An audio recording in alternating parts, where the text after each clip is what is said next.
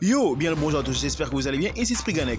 Nous revoilà pour un nouveau chapitre des 4 chevaliers de l'Apocalypse et j'espère que vous êtes prêts. Comme je vous l'ai annoncé la semaine dernière, il n'y a vraiment rien de surprenant. Entre parents et enfants qui font connaissance, c'est très bizarre comme phrase à dire. La seule exception c'est Galad comme Lancelot qui sont de mauvais perdants. Et de l'apparition de la vraie maîtresse du soleil.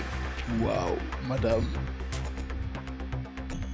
Le chapitre reprend sur Tristan qui fout une branlée à son fils. Ce dernier est tout en tétanisé par la faute de son adversaire que par la vérité en face de lui. Tristan lui répète de se calmer, tandis qu'Isaïe baragouine des choses incompréhensibles. Et il nous apprend que depuis qu'il est petit, il a demandé à son père qu'une seule fois de lui montrer sa marque de démon. Et comme un revers de daron qu'on n'oublie pas, il est marqué à vie. Il reconnaît donc l'existence de ce Tristan et là d'un coup, il le prend dans ses bras et l'appelle papa.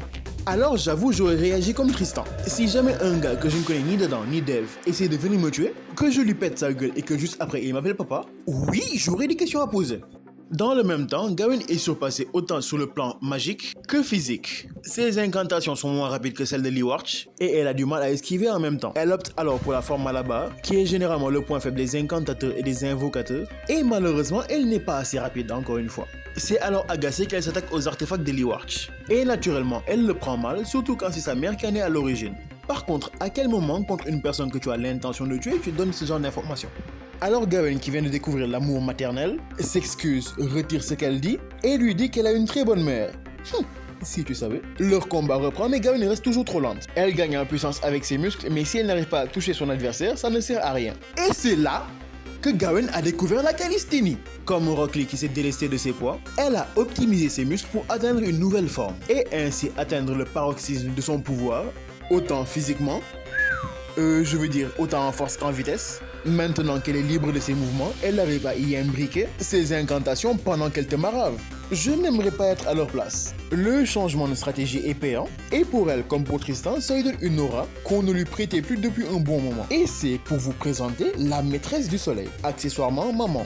Une fois que l'information a fait le tour avec Tristan et Perceval, ils essaient de comprendre qu'est-ce qui s'est passé, comment et pourquoi, mais pour ça ils ont également besoin d'en parler à Lancelot, qui, comme son gamin en face, ne risque pas de lâcher l'affaire. De leur génération, ils sont les plus forts et ils n'ont aucune envie de perdre.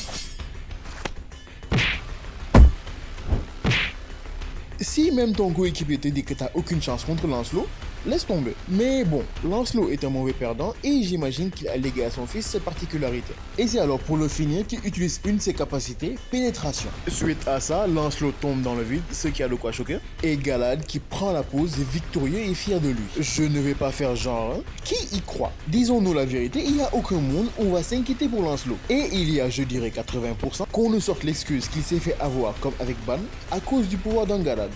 Qui est, je vous fais un récapitulatif, elle te pose une question, si tu mens, dis-toi que la gravité, juste pour toi, va faire des multiplications. Bref, le chapitre se termine ici alors, et nous nous reverrons donc pour le prochain chapitre appelé L'homme silencieux.